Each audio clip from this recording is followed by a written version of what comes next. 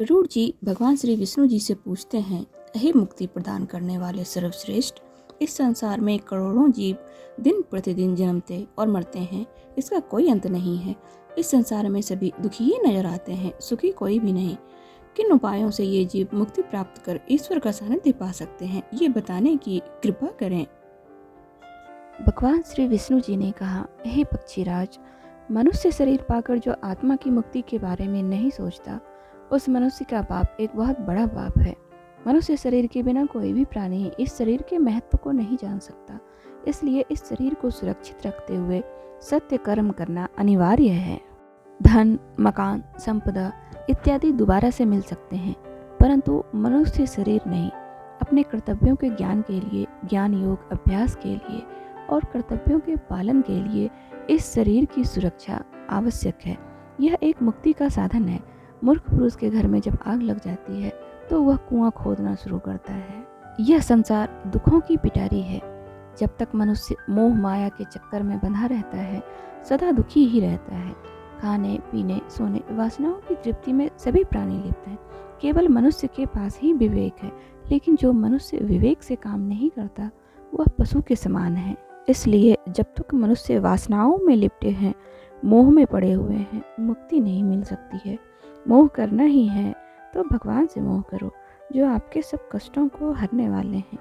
भगवान से मोह करने के लिए बस मन और आँखों की शुद्धता आवश्यक है।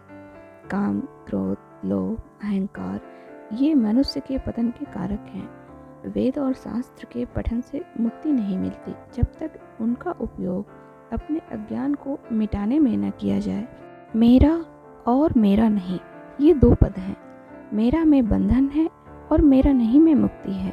इसलिए जो मुक्ति के इच्छुक हैं वे सभी बंधनों को तोड़कर सत्य के साथ नाता जोड़ें। सत्य ही प्रेम है और प्रेम ही ईश्वर है। जो कर्म जीवात्मा को बंधन में नहीं ले जाते वे सत्य कर्म ही हैं। मुक्ति, निर्वाण या ब्रह्म की प्राप्ति के लिए मनुष्य जब अपने जीवन के अंतिम चरण में पहुंचता है तो अपनी सांसारिक इच्छाओं से अलग होकर मन में यह दृढ़ विचार करे कि मैं ब्रह्म हूँ, या ओम मंत्र का ध्यान करे। इससे उसके मन की शुद्धि होती है और आध्यात्मिक तेज आता है। सत्य असत्य को जानने वाले, ज्ञानी, सत्यकर्मी, धार्मिक वृत्ति वाले और अपने कर्तव्यों का पालन करने वाले, मुझ में श्रद्धा रखने वाले, ये सभी मुझे सदा प्रिय लगते हैं। हे पक्षीराज, मैंने सभी सिद्धांत भली प्रकार से आपको कहे। आपको कुछ और जानने की इच्छा हो तो बताएं। प्रभु के मुख से ये वचन सुनकर और अपने प्रश्नों के उत्तर पाकर प्रसन्न होते हुए गरुड़ जी ने जगदीश्वर को प्रणाम किया और कहा, प्रभु, आपने अपने मधुर वचनों से मेरा बहुत बड़ा संदेह दूर कर दिया। मेरे मन की मलिनता दूर हो गई। इतना कहकर उन्होंने भगवान श्री विष्णु जी से विदा लिया और केशव मुनि के आश्रम में चले गए। श्री हरि का नाम लेने मात्र से सभी दुखों, पापों और श्रापों से मुक्ति मिल जाती है। ऐसे दयालु भगवान की अपने श्रद्धालु भक्तों पर सदा कृपा दृष्टि बनी रहे। यह कथा संदर्भ गरुड़ पुराण में वर्णित है। ओम नमो नारायण।